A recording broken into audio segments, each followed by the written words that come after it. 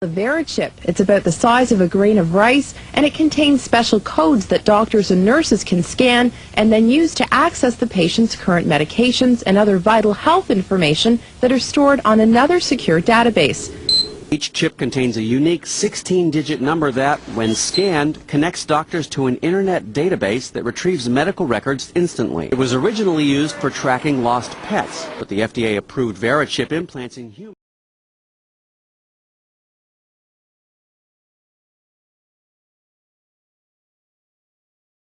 You hear the sound of the background, people saying, Big Brother, too much information, a little scary. How do you respond to that? Well, you know, it's interesting. I used to get that question a lot 2 years ago.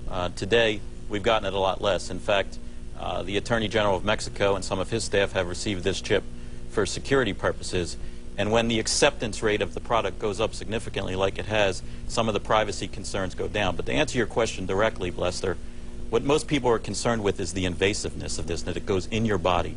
And as we know with pacemakers and other medical devices, that when people accept it for its applications and for its ability is when it'll work its way into society. It won't be tomorrow, it won't be next week, but 2, 3, 5 years from now, slowly but surely it'll work its way into the mainstream.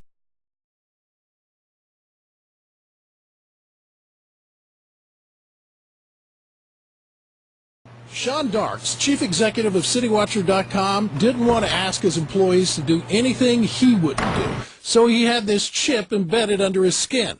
The chip has an access code for admittance into a room holding security footage for government agencies and police. For Darks, the tiny chip is a security solution. No IDs for employees to lose. They can't. It's right there in their arm.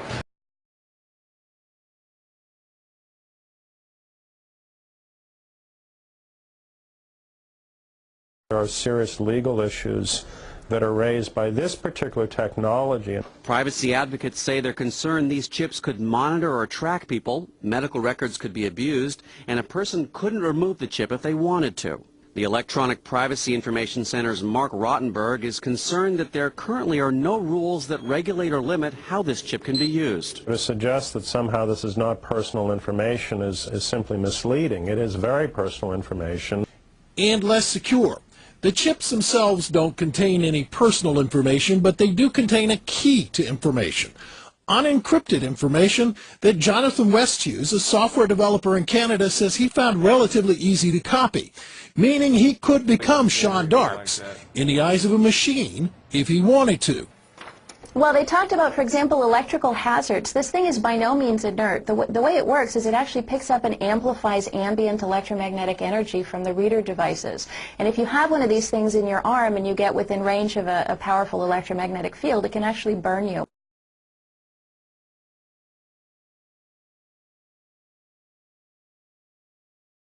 Well, actually, obviously, Secretary Thompson, it's an honor to have him on our board of directors. And as he stated all along, when the infrastructure is in place, he will get a chip. That could be 2050. Let me finish. We now have over 60 hospitals that have agreed to implement the system, so that time is nearing. 22 now, right? And I spoke with Secretary Thompson yesterday, and we believe it's in the very near future that he will get a chip and then appear on your show to talk. You have a chip implanted. Is it underneath your right arm? It's in the right arm. You power up a scanner, and you simply scan the arm. And once you scan the arm, you'll see that the identification information. And on the laptop here you have it hooked up to, it says some number, but that doesn't. On the database about Scott Silverman, it'll have my driver's license information, it'll have medical information, it'll have financial information, and it'll have security information for ingress and egress into facilities. The critics would say, and I listened to it, and I'm trying to figure it out, but they use the they word a lot. Is there a vast RFID conspiracy out there that is they would say this is a slippery slope. This is the first thing. This is where you lull us into a false sense of security. We all get these things. And then the next thing, you know, I don't know. It's making like Soylent Green. Like the Trilateral Commission, or the whole world gets taken over, like in Terminator 3 or something. Is anything? I mean, do we need to worry? There's no conspiracy, Joe. You sure? I'm sure. I'm looking at you. I'm looking at your eyebrow. It twitches when you say that a little bit. And I'm looking back at you. Come off?